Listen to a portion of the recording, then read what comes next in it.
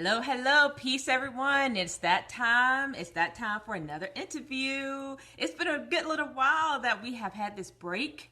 I was on travels, people got sick, or, mishaps have happened in life. But here we are. It is time to get it going with our 89th interview today, you all. Oh, I can't believe it. Can you believe it? This is interview 89. Hi there. We are going to get started with our guest speaker today. Really excited to have this beautiful queen come to us out of Nebraska. It's just a treat. I always am so just beside myself at the connections that happen. Hi there, Rachel. We're here. Yes. All right, I'm going to share, but I'm always thrilled to see the connections that happen just by happenstance. And this is no less than just a unique connection with Rachel out of Nebraska. So I'm going to go ahead and share this over. Give me just a quick moment. I hope you all are having a great day. As you join in, girlfriends, let me know where you are viewing us from, and so we can know where you're homeschooling at. All right, give me a quick moment here. I'm finding that as time goes on, I can't do two things at one time, like talk and do something else. My brain don't work well. All right, let's try this one more time.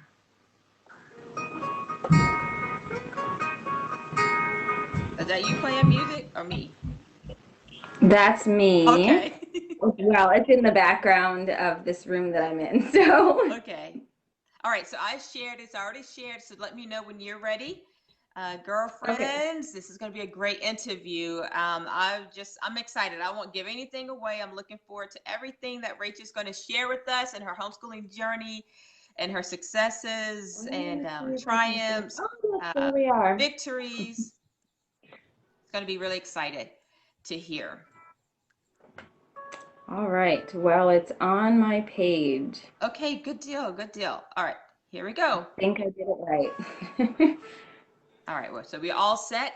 All right, Rachel, so are you set? I think so. I've got my coffee. I have the children occupied with somebody else other than me, so I think we're ready to go. Beautiful. All right, we're 3, 2, 1. Girlfriends' Guide to Homeschooling. I am turned up for today's interview. Our interviewee is out of Nebraska, homeschooling mom of a nice little crew of kids, all under 11. I think all under 11, at least 4 of them she's homeschooling that's under the age of 11. So let me tell you what this is. If you see this popping up in your Facebook page, this is Girlfriends' Guide to Homeschooling, and I'm your host, Angela Jordan Perry, and this is where we give voice to the homeschooling African diaspora, and those are the marginalized homeschooling community. So we share their successes, their triumphs, their struggles, their words of encouragement to you, their best, practices, everything you want to know that will either encourage you to homeschool or encourage you on your homeschooling journey. So I'm really excited. I myself am a homeschooling mom of 8 children now for 18 years. My husband and I, 26 years we celebrate next Wednesday. You know that is worth getting up and dancing about because Yes. marriage is work all day long. So 26 years next Wednesday, we make our homestead here in the upstate part of the northwestern part of the state of South Carolina, where we are small farmers. And so I serve in the community here in South Carolina as a whole, giving homeschoolers legal right to homeschool in this state. That's part of what I do. But my purpose-driven life is to make a positive impact on thousands of homeschoolers worldwide. And I do that in part right here with Girlfriends' Guide to Homeschooling and serving the community in South Carolina. So, that's just a little bit about me. But let me tell you, we have this precious, beautiful queen here today. So, Rachel, here's the question. Are you ready to make it happen? I think so. I'm just sharing it to a couple more groups, and then I am ready to answer anything you throw at me. All right, good deal. Well, let me tell you a little bit about Rachel. This is Rachel Tran. Rachel Tran is a self-employed 11-year homeschooling mother of 4 children. Their ages are 11, 9, 7, and 4. Rachel is a first-generation Haitian and Irish American, and she makes her home in Nebraska with her lovely family. Having recently been remarried to a man who is a first-generation Vietnamese and German American, she and her husband strive to give their children an authentic, multicultural education while remaining true to their ideals. So, Rachel, I have shared just a little bit about you with the girlfriends. So, tell us more about you, Rachel, and how you actually got started in your homeschooling journey. Okay, well, that listening to you read that bio makes me sound way more awesome and incredible than I am. You are, girlfriend.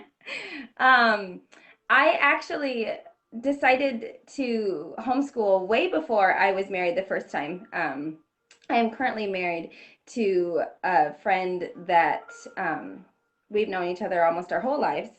But I decided to homeschool my children with my first husband way before we even got married. Actually, when I was in college, I went to university, Nebraska Wesleyan University, to become a teacher myself. I had taught in various capacities in church and through volunteering, and I decided that after going through a teacher's education, even if I hadn't gone through the teacher's education, that I wanted to homeschool my kids. I felt that I could do the best job for my children. So we decided that before I even had kids. And then just through, I don't know, my first husband and I got married right after college, moved from Nebraska to the West Coast. We separated through very tumultuous circumstances. And I decided that even though that part of my journey was, I thought that I was going to be a single mom, I was still going to homeschool. I was going to figure out how to make it work because I had, at that time, I was pregnant with my fourth.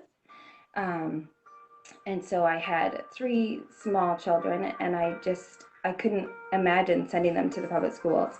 And so I packed everything up from the West Coast, sold everything that I owned other than what could fit into about 6 suitcases, because I think that's what Southwest Airlines allowed at the time, and moved back to Nebraska because I had family here.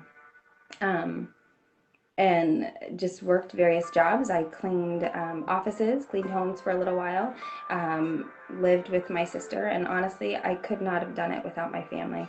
My family has been supportive in epic proportions.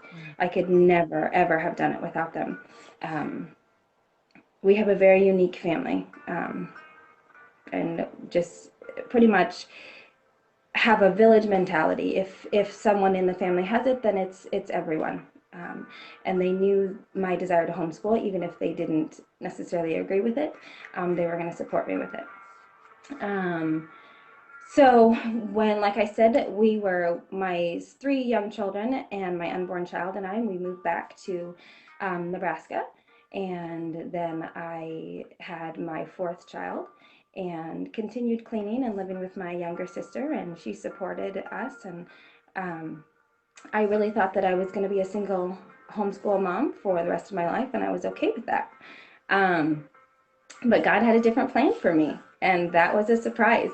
God's plans are generally vastly different than what we imagine them to be.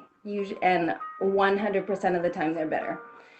So I reconnected with a family friend, and we fell in love, and we decided to get married. We actually got married just this past October. He is a veteran homeschooler himself. Growing up, our moms were best friends.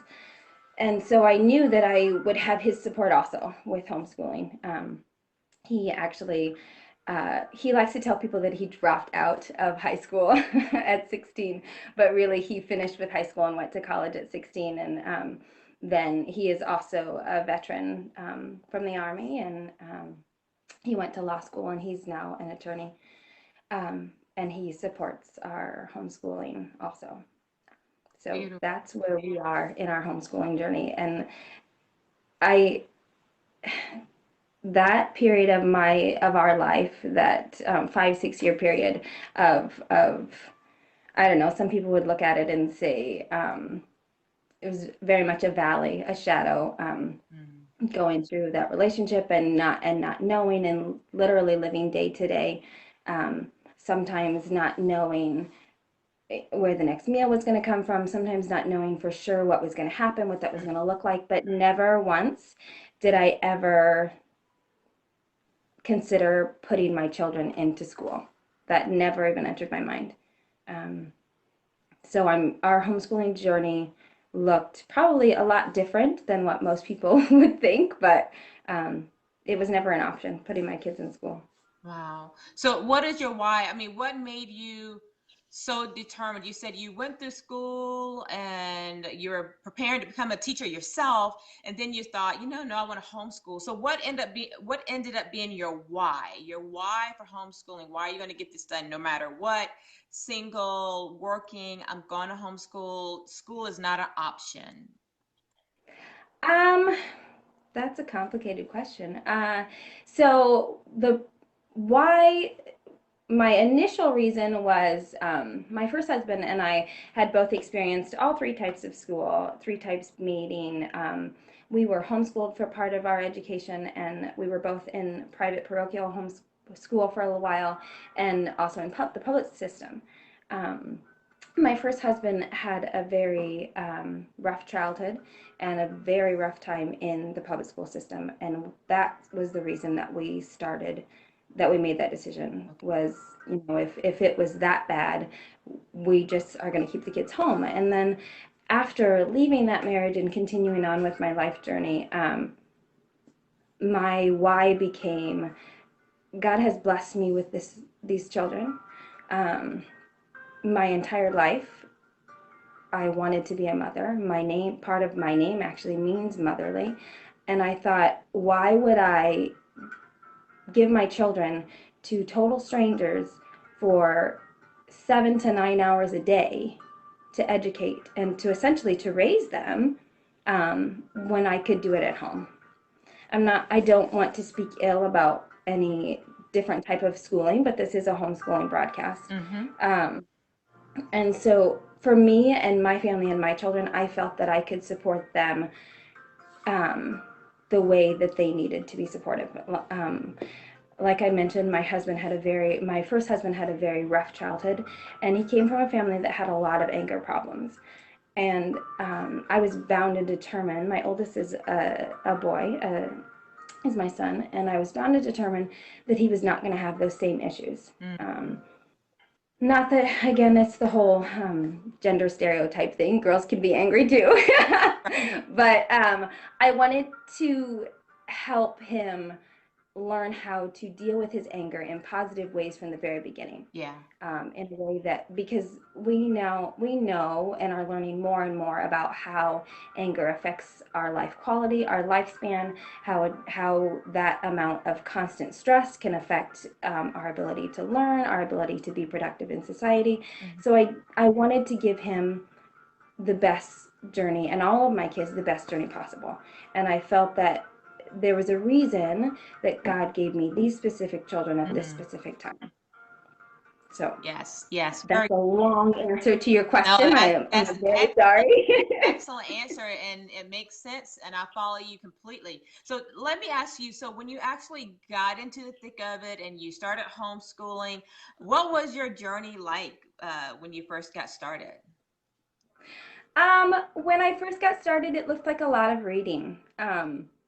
When I just had my two oldest, and my third was a baby on my back, we lived in a small town, and so it looked like a lot of reading. We would take little carry-on size suitcases to the library once or twice, sometimes 3 times a week, and fill them up with books, as many as they could possibly carry. In fact, I wish I could share a picture with you. One of my favorite pictures is my oldest two kiddos with these suitcases dragging them, and they were full of books. And Probably looking back on it, it was because we were in such a small town. There was nothing to do other than read. But that was part of it, was a lot of reading. Just we would read and read and read and read and read every kind of books. Um, and then lots of audiobooks for my oldest. I know now is dyslexic. I didn't know then.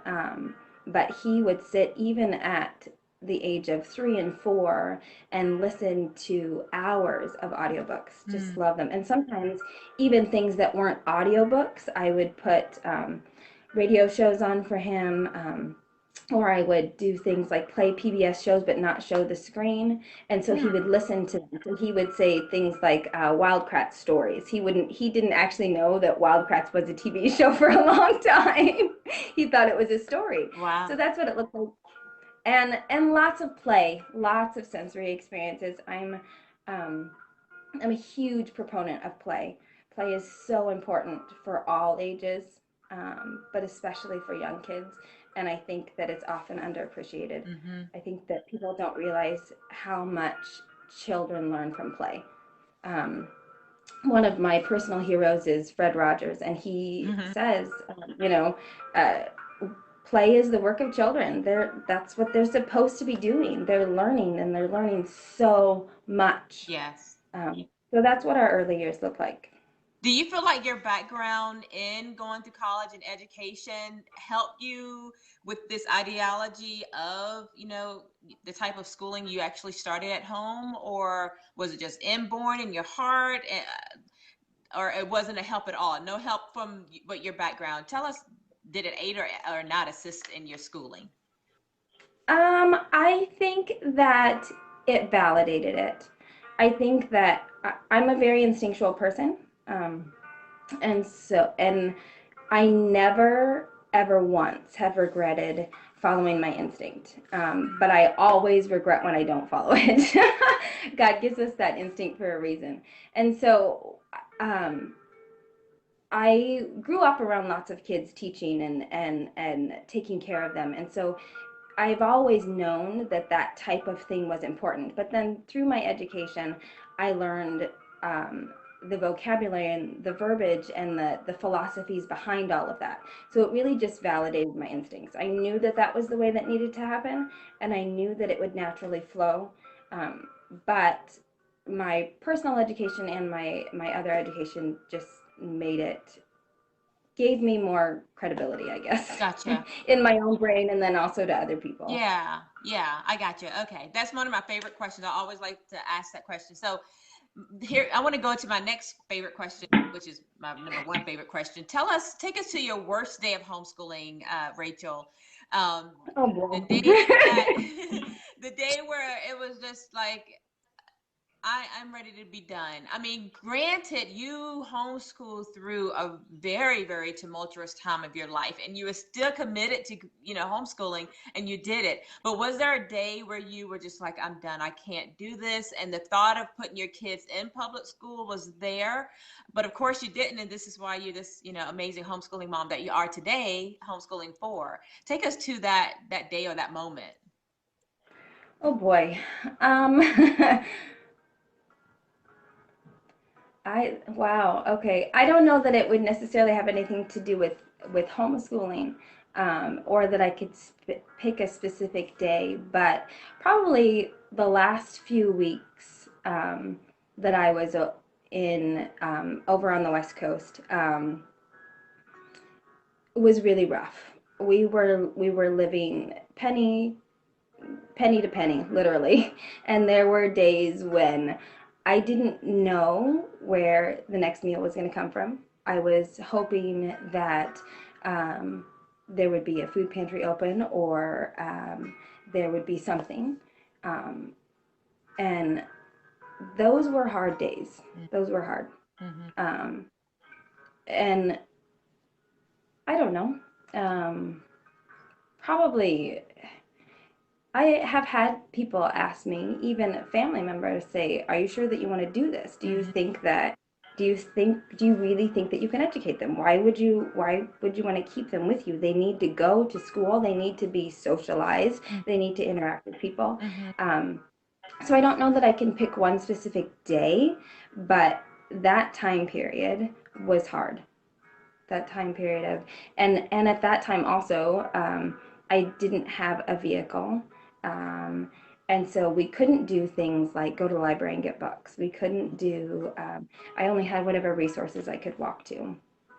Um, so that time period was hard. Yeah, yeah. Well, I just want to commend you and just say I'm grateful that, well, I say this. I know walking through something like that and having children and being on your own could cause someone, one, to lose their mind, two, to just be in a very, very dark, place. And so I commend you for, hanging in there and making it and making it.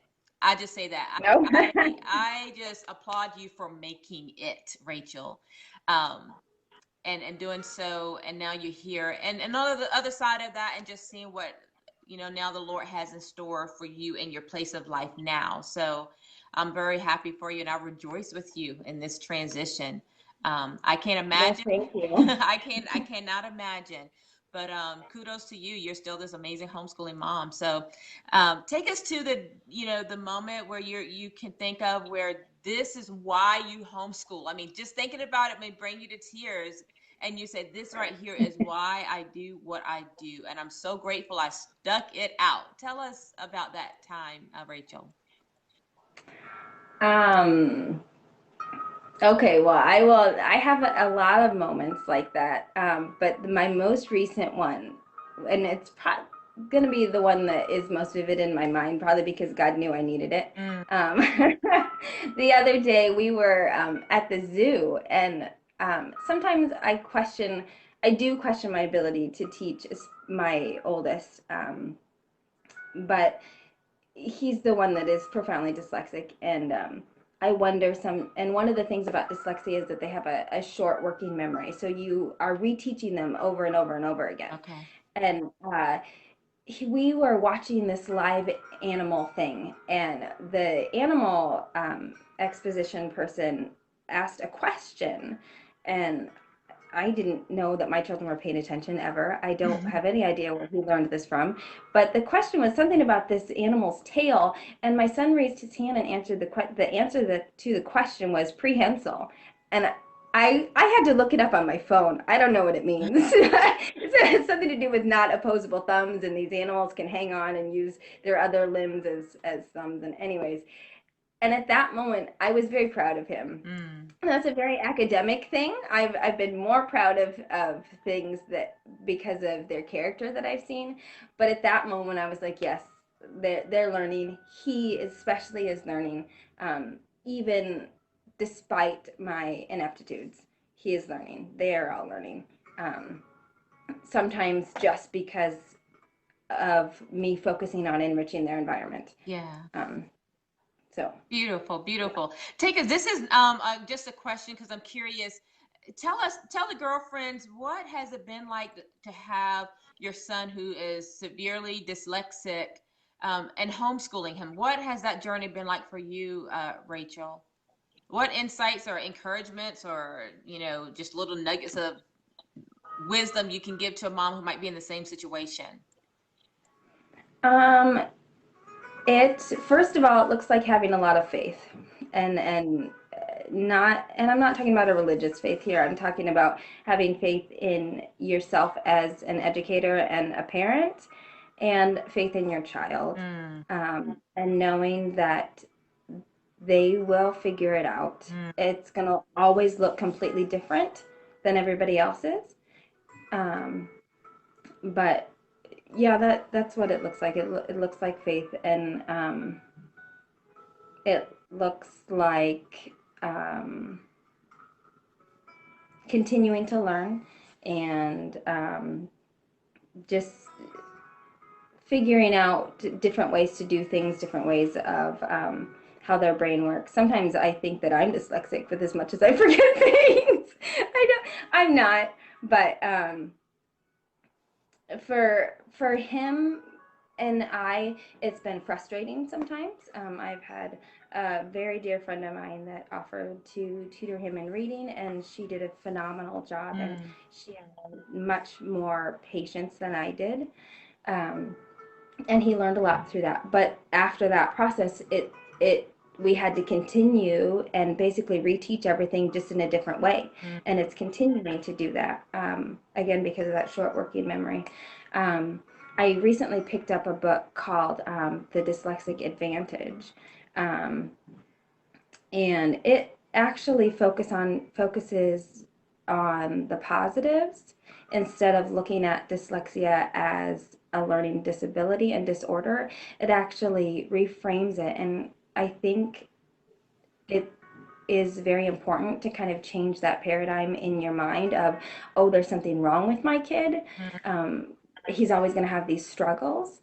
It and really, there will be struggles, but there's going to be struggles with anything in life. Mm-hmm. It's not just going to be this his or her reading or math or whatever. There's always going to be struggles, and you're going to have struggles with your other kids too.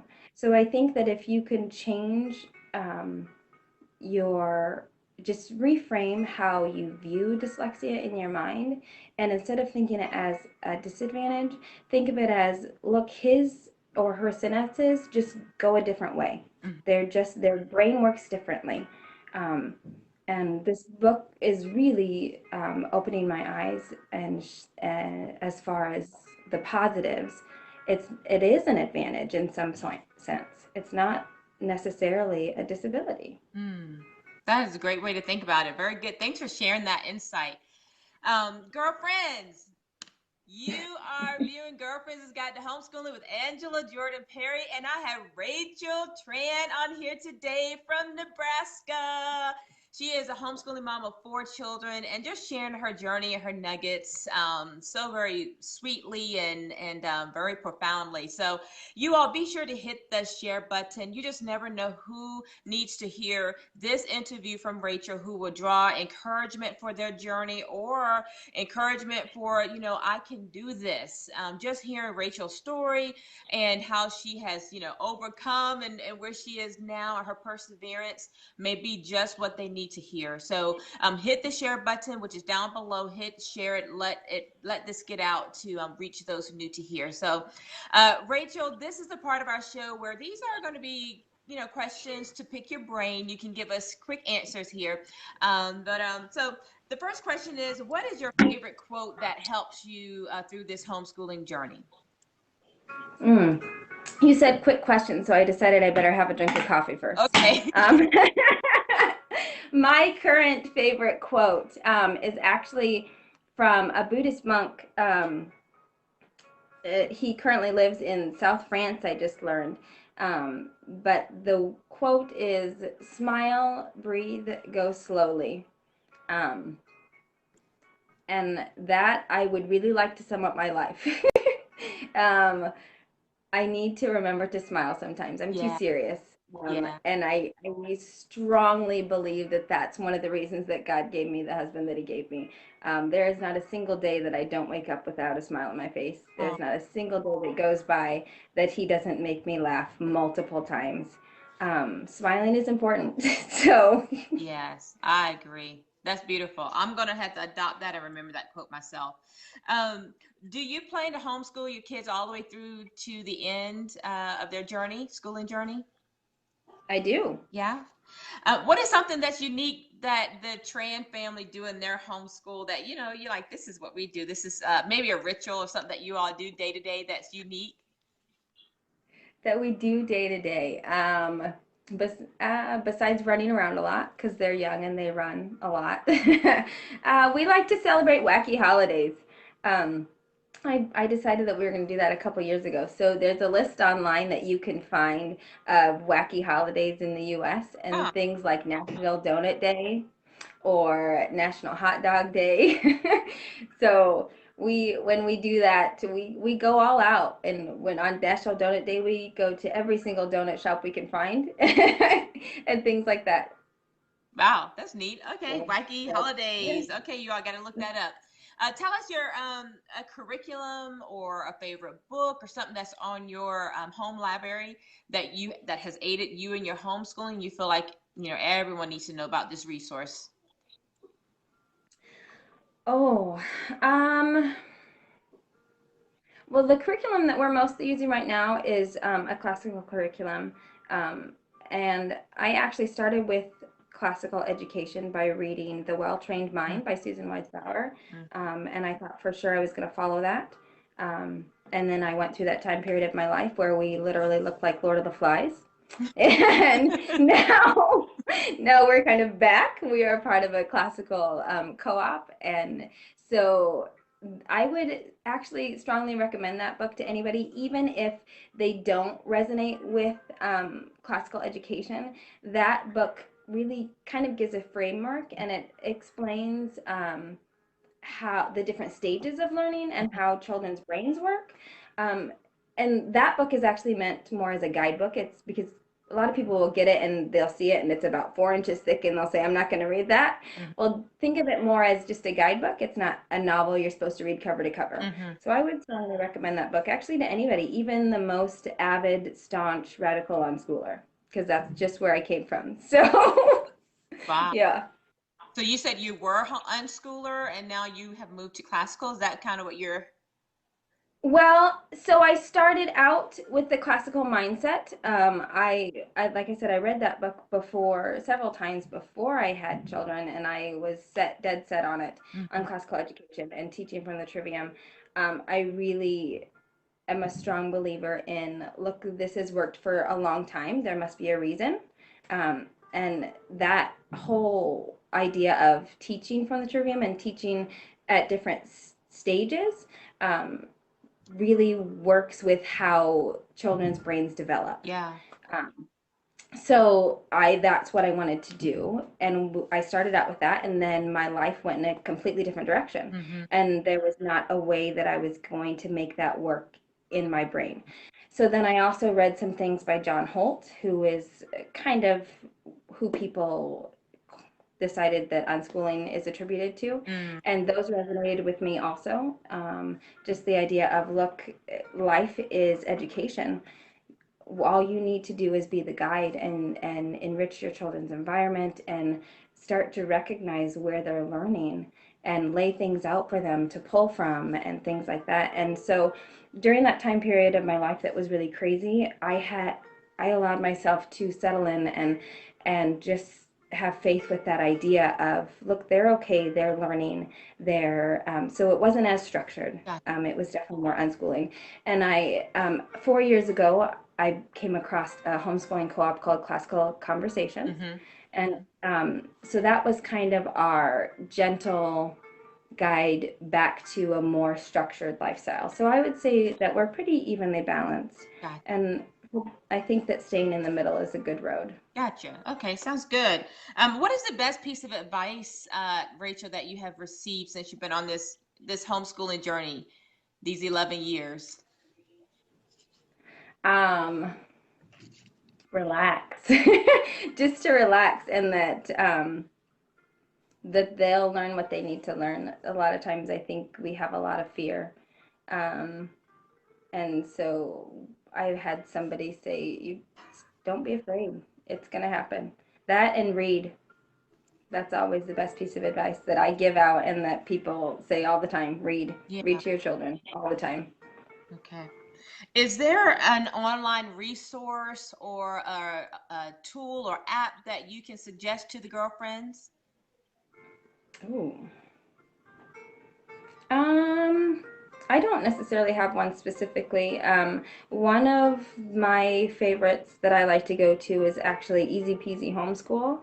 We don't necessarily follow that website or use it as our curriculum, but I do use it as a resource on days when maybe my kids need something to do, or I want to get an idea on where they would be grade level, that type of thing.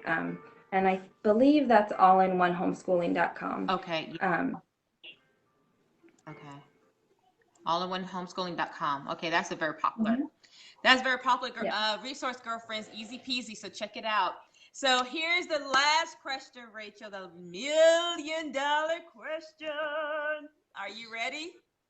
We'll see. Okay. So Rachel, if you had to start all over again, back to day number 1, but you have your current wisdom, knowledge, skills, experiences. What would be the first thing you'd be sure to implement in your homeschool this time around? Or what would be the first thing you'd be sure not to implement and make sure it's not a part of your homeschooling journey this second time around? Oh, that's a really good question. That's a hard one. Um, I would make sure that we implemented a regular reading time. I know I've said that reading is important, but I will say that it is one of those things that unless you have it as a habit, you don't. It's very easy to go away. We're like I said, my kids and I are getting back into a regular rhythm in life, and things are a little bit more stable. And so we went through a time period where we didn't read a whole lot.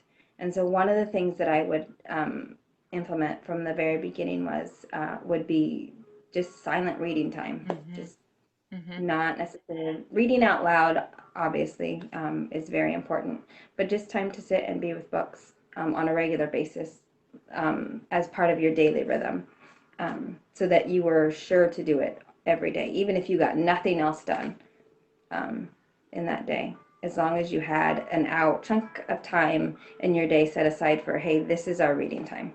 Yeah. Is there anything that you would be sure not to do this time around? Um, Other than worry, no. No. Other than worry, no. No worries. Very good. Well, thank you. Thank you, Rachel. This is really good. So, any last words of advice you want to share with the girlfriends?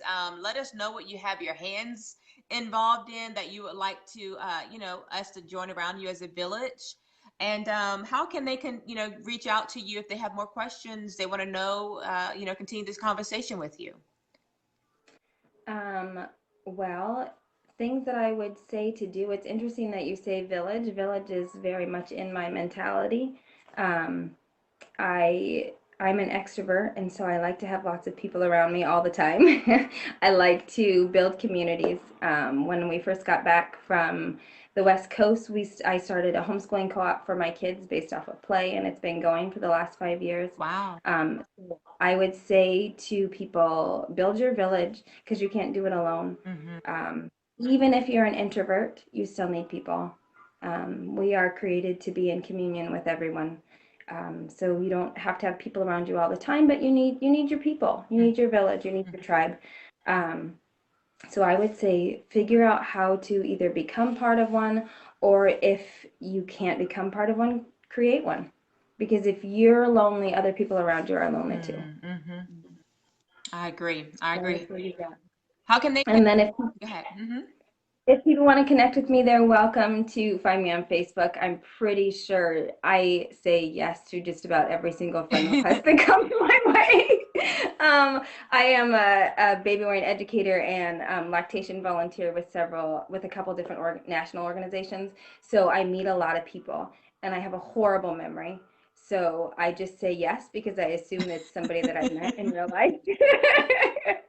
So, but I love sharing and I love teaching and I love talking with people. Um, so they're welcome to just send me a Facebook request and come over Messenger. Otherwise, that I don't have a blog or anything like that. I do have a page for my doula business where I do some early parenting education and that kind of stuff, but nothing in the homeschool world. Beautiful, beautiful. Well, thank you. You all get some hearts. Give her some hearts. Give her some loves. Thumbs up. Very good, good. Let her know you appreciate this interview with Rachel. So, Rachel, thank you so much for taking time out of your schedule to share your journey and your triumphs and your struggles and your victory. I rejoice with you and your victory of homeschooling, all even through the hard times. So, way to go, Rachel. I'm glad to see you on this side of it, and you all be sure to go over to the Facebook page, Girlfriends Guide to Homeschooling with Angela Jordan Perry. Be sure to go and like and follow. Share it with a friend. And like Rachel said, it's huge to be a part of. I like to say a sister circle as well. Get connected with a sister circle, build your village. And like Rachel said as well, if it does not exist, make it happen. Because you need that encouragement to root you onward in your desire to homeschool your children. So, Girlfriend's Guide to Homeschooling, Rachel, I'm grateful to you and appreciate you for sharing your insights, your wisdom with this community, and just giving them, I guess, the encouragement to know that they can do it. And if they stick to it through all the whatever, it is possible and they can do it. So thank you again, Rachel. I appreciate you. And thank you so much. Well, thank you for having me. Yes, yes, yes. No problem. My delight. Well, girlfriends, it's your turn.